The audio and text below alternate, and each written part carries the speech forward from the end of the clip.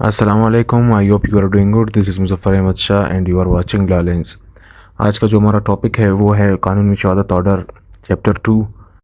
जो कि विटनेसेस के बारे में है, कम्पिटेंसी ऑफ विटनेस। पिछले चैप्टर 1 में हमने डेफिनेशंस पढ़े थे और इस चैप्टर में हम पढ़ेंगे विटनेसेस के बारे में, यानी कि इसमें ये बताया गया है कि गवाही कौन दे सकता है, गवाह कौन बन सकता है, कौन गवाही नहीं दे सकता। तो यहाँ पे सेक्शन 3 ये कहता है who may testify, all person shall be competent to testify, यानी कि तमाम लोग कम्पिटेंट है, यानी कि वो लोग गवाह बनने के काबिल हैं, गवाह बन सकते हैं, unless the court consider that they are prevented from understanding the question put to them और from giving rational answer to those questions by tender age extreme old age, disease, whether of body और mind और any other cause of the same kind. यानी कि court उन लोगों को मतलब हर बंदा कोर्ट में विटनेस बन सकता है, अनलेस वो लोग जो कि फॉर एग्जांपल अब यहाँ पे जिक्र किया है टेंडर एज। टेंडर एज उन बच्चों को कहते हैं जो छोटे एज के बच्चे होते हैं। सबसे पहले अक्सर इन केसों में ऐसे होता है कि जब जब जज कोई बच्चा मतलब उसके सामने कोई गवाह के तौर पे आता है तो पहले वो उससे क्वेश्चंस पूछता है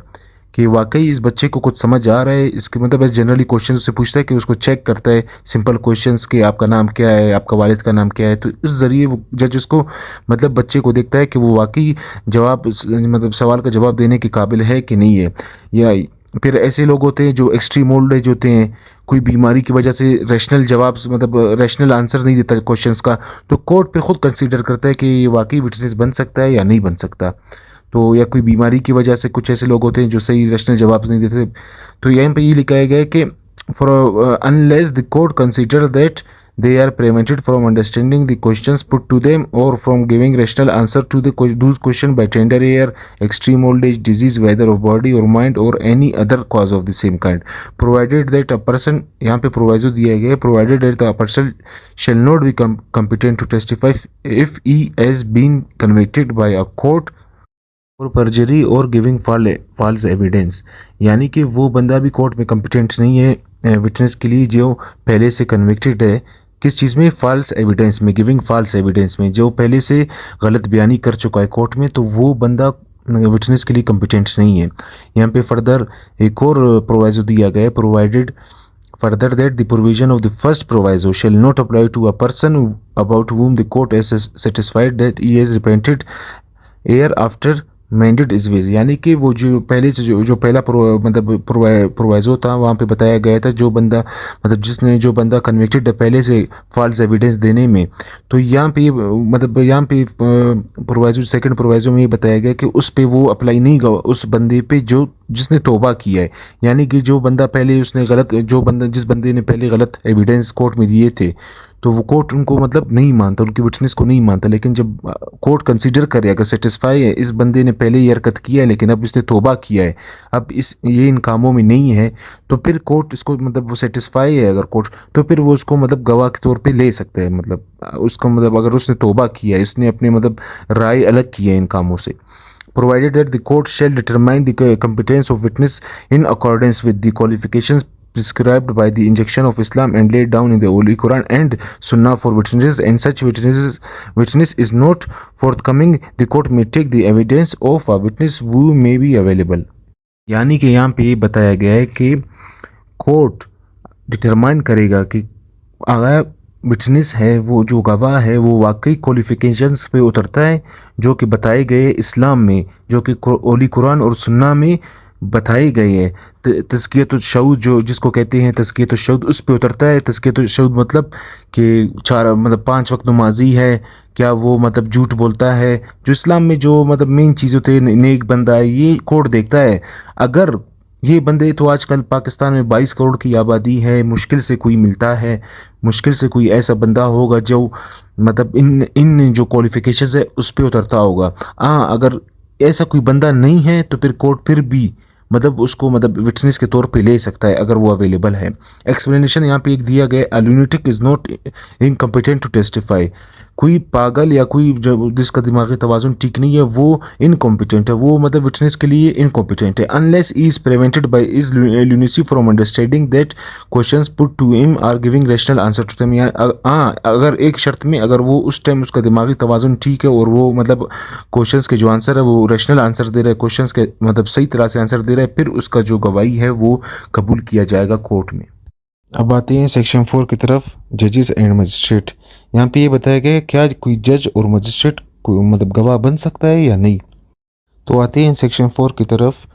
जजेस एंड मजिस्ट्रेट। नो जज or magistrate shall except upon this special order of some court to which he is subordinate be compelled to answer any question as to his own conduct in court as judge number 1 or magistrate, or as to anything which comes to his knowledge in the court as such judge or magistrate। यहाँ पे दो चीज़ें बताए गए हैं कि no जज मतलब कोई जज विटनेस के मतलब विटनेस के तौर पे बुलाया नहीं जा सकता। हाँ,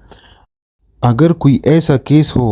जो जज के कंडक्ट के मुतल्लिक हो या जज को मतलब जज के नॉलेज में जो नॉलेज से रिलेटेड कोई केस हो, तो वो उस वक्त जज को एज अ विटनेस बुला सकते हैं कि उसमें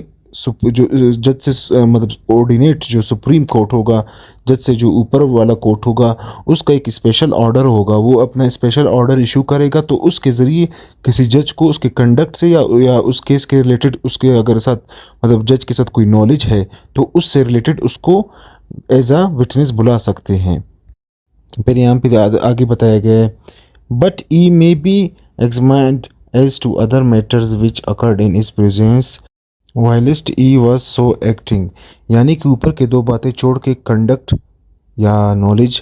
यहाँ पे ये बताया गया है कि अगर कोई ऐसा वाक़या जो कि जज के कोर्ट रूम में जज के मतलब प्रेजेंस में हुआ है कोई ऐसा वाक़या, फिर यहाँ पे भी जज को एज अ विटनेस बुलाया जा सकता है। और यहाँ पे कोई स्पेशल ऑर्डर की कोई ज़रूरत नहीं होता, कोई ज़रूरत नहीं होती स्पेशल ऑर्डर की। ऊपर जो बताया गया कि मतलब सुप्रीम जो कोर्ट होगा जज से जो मतलब जैसे अगर जज कोई मजिस्ट्रेट है तो फिर आई कोर्ट के ज़रिए उसको विटनेस मतलब उससे सुप्रीम है तो वो उसके स्पेशल ऑर्डर के ज़रिए से मतलब उसको एज अ विटनेस बुलाया जा सकता है। यहाँ पे ये बताया गया ऊपर के दो बातें छोड़ के कि जज को बगैर किसी ऑर्डर के भी बुलाया जा सकता है उन केसेस में जहाँ पे कोई ऐसा मैटर हो जो अकर्ड हुआ हो प्रेजेंस ऑफ जो है मतलब जिस टाइम जज कोई मतलब एक्टिंग जज था मतलब उस जज के प्रेजेंस में कोई वाकया हुआ वो कोर्ट में, तो वहाँ पे उसको एज अ विटनेस बुलाया जा सकता है। यहाँ पे इलस्ट्रेशंस में बताया गया है, जैसे एक इलस्ट्रेशन दिया गया है, A on his trial before the court of session says deposition was improperly taken by B, the magistrate cannot be compelled to answer question as to this except upon the special order of the superior court।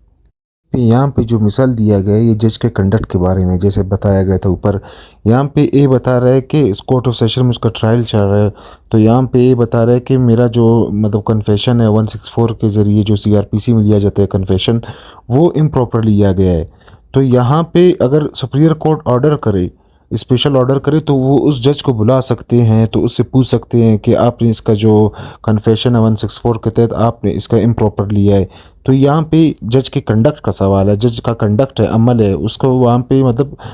उससे पूछा जा रहा है, तो इस तरह जज को कि एज ए विटनेस बुलाया जा सकता है। आगे यहाँ पे जो एग्जाम्पल नंबर C है इसमें बताया गया है, A is accused before the court of session of attempting to murder a police officer while on his trial before B session judge। B may be examined as to what occurred। यानी कि अभी यहाँ पे ये बताया गया है कि A accused है, उसका ट्रायल चल रहा है सेशन में, और किस चीज़ का ट्रायल चल रहा है कि उसने एक पुलिस ऑफिसर को दौरान ट्रायल अदालत के अंदर उसने उस पर मतलब मर्डर का अटेम्प्ट किया है। तो यहाँ पे जज को बुलाया जा सकता है उस वक्त जो जज था जिसके सामने ये वाकया मतलब हुआ था, तो वो वहाँ पे मतलब ड्यूरिंग ट्रायल उसी जज को बुला सकते हैं और उससे एज ए विटनेस पूछ सकते हैं कि इसने मतलब उससे जो सारा जो वाकया हुआ था वो उससे एज ए विटनेस उससे पूछ सकते हैं। यहाँ पे ना किसी स्पेशल ऑर्डर की ज़रूरत होती है ना किसी, जैसे अक्सर होता रहता है आप भी न्यूज़ में सुनते रहते हैं, कोई हाई लेवल क्रिमिनल होते हैं या कोई ऐसा पार्टीज़ होते हैं आपस में उनका जो मसला होता है तो वो जज के मतलब जज के सामने ही और मतलब कोर्ट रूम में वो आपस में फायर कर देते हैं, एक दूसरे को मार देते हैं। अक्सर ऐसे वाक़यात हुए पंजाब में आपको सुनने को मिलता है, सिंध में सुनने को मिलता है। तो ये उसी तरह के वाक़ये होते हैं, यहाँ पे कोई स्पेशल ऑर्डर की ज़रूरत नहीं होती। फिर आते हैं यहाँ पे सेक्शन 5 की तरफ, communications during marriage. No person who is or has been married shall be compelled to disclose any communication made to whom he or has been married, nor shall he be permitted to disclose any communication unless the person who made it। यानी कि यहाँ पे बता रहा है कि जो मियाँ बीवी हैं, जो मैरिड वो होते हैं, जोड़े होते हैं, कपल्स होते हैं, तो वो अपन मतलब उनके जो कम्युनिकेशन है तो वो मतलब यूज़ नहीं हो सकते, ना उनको मजबूर किया जाएगा कि उनके जो कम्युनिकेशंस हैं वो मतलब डिस्क्लोज़ करें कोर्ट के सामने। वो अपने कम्युनिकेशंस जो उनके बीच ड्यूरिंग मैरिज जो कम्युनिकेशंस हुए हैं या ड्यूरिंग मैरिज जो कम्युनिकेशंस चले हैं, तो उसके मुतल्लिक कोर्ट उनको ना मजबूर करेगा ना उसका इजाज़त देगा। यहाँ पे परमिटेड और उसका कंपेल्ड का बताया गया है, मजबूर और ना इजाज़त, मतलब यहाँ पे उनको ना मजबूर किया जाएगा ना इजाज़त दिया जाएगा कि वो जो सच कम्युनिकेशंस है उनको वो डिस्क्लोज़ करे, अनलेस उस टाइम पर वो डिस्क्लोज़ कर सकते हैं कि जो मतलब या तो शोहर या तो वाइफ उसको अपने कंसेंट से मतलब उसको इजाज़त दे कि आप बोल सकते हो, आपको जो करना है करे। यहाँ पे आगे यही बताया गया है, who made it or is representative in interest consent। यहाँ पे consent का वर्ड यूज हुआ है, except is suits between marriage person or proceeding in which the one married person is prosecuted for any crime committed against the other। यानी कि यहाँ पे ये बता रहा है कि अगर एक तो मतलब यहाँ पे जो प्रोटेक्शंस दिए गए हैं कम्युनिकेशंस के हवाले से, यहाँ पे वो अप्लाई नहीं होंगे अगर मियाँ बीवी के दरमियान कोई क्रिमिनल है, कोई डैमेजेस का मसला है या तो कोई क्रिमिनल मतलब सूट चल रहा है, तो उस टाइम पर ये जो कम्युनिकेशंस है, ये जो कम्युनिकेशंस ड्यूरिंग मैरिज हुए हैं, तो ये उनके खिलाफ मतलब इस्तेमाल हो सकते हैं, वो एक दूसरे के खिलाफ एज अ विटनेस वो इस्तेमाल कर सकते हैं। यहाँ पे मैं आपको एक और बात कहता चलूँ कि यहाँ पे ज़िक्र है वो कम्युनिकेशन का ज़िक्र है। कुछ वाक़यात ऐसे होते हैं, फॉर एग्ज़ाम्पल अभी जो वाइफ है उसने ऑब्ज़र्व किया है, यहाँ पे ऑब्ज़र्वेशन नहीं है, कम्युनिकेशन वर्ड इस्तेमाल हुआ है। कुछ ऐसे केसेस होते हैं जहाँ पे वाइफ ने ऑब्ज़र्व किया है, फॉर एग्ज़ाम्पल जब रात को उसका शोर आया तो उसके कपड़ों पे खून लगा हुआ था,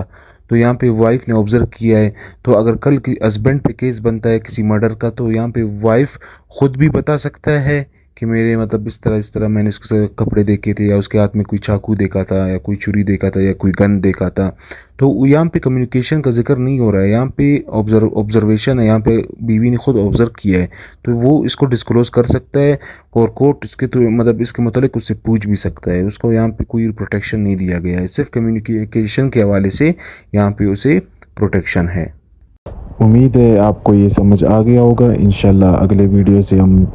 आर्टिकल 6 से स्टार्ट करेंगे। और अपना ख्याल रखिए, चैनल को भी सब्सक्राइब करें और बेल आइकन भी दबाएं ताकि इस टॉपिक से रिलेटेड आपको हर अपडेट मिलता रहे। अल्लाह हाफ़िज़।